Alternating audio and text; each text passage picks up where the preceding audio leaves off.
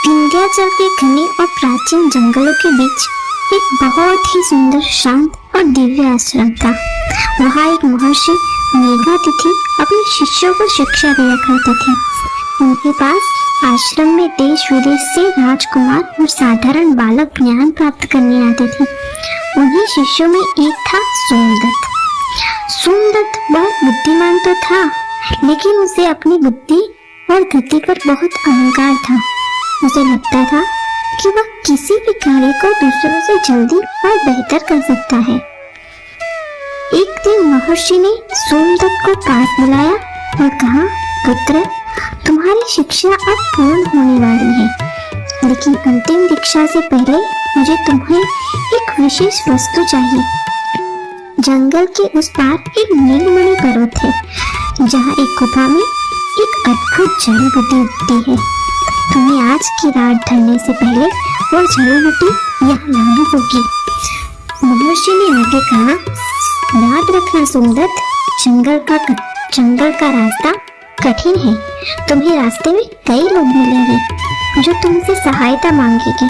चुनाव तुम्हारा होगा कि तुम क्या करते हो। सोमदत्त ने गर्व से सिर झुकाया और दौड़ पड़ा। जंगल बहुत घना था। कुछ दूर जाने पर उसे एक बूढ़ा लकड़हारा मिला, जो एक भारी लकड़ी के नीचे दबा हुआ था।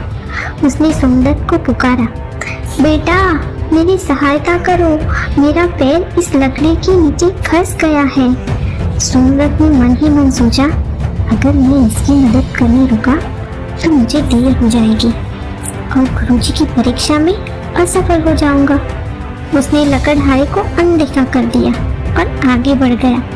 दोपहर होते होते सोमदत्त एक विशाल नदी के किनारे पहुंचा। नदी का बहाव बहुत तेज था। किनारे पर एक नाव थी, जिसने एक नाविक ठीक कर रहा था। सोमदत्त ने चिल्लाकर कहा, नाविक, मुझे तुरंत उस पार ले चलो, मुझे देर हो रही है।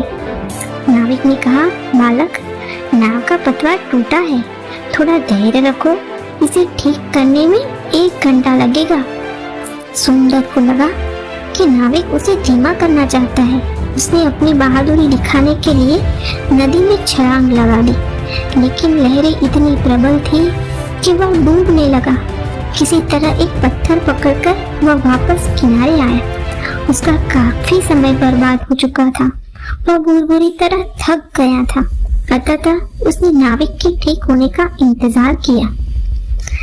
खाली हाथ वापस तो वो जाना नहीं चाहता था। जब तक सोमदत्त नीलमणि पर्वत पहुंचा, सूरज डूब चुका था। गुफा के अंदर अंधेरा था। वह जड़ी बूटी को पहचान ही नहीं पाया और घबराहट में गलत घास फूस लेकर वापस आश्रम की ओर भागा। जब वह आश्रम पहुंचा तो रात हो चुकी थी।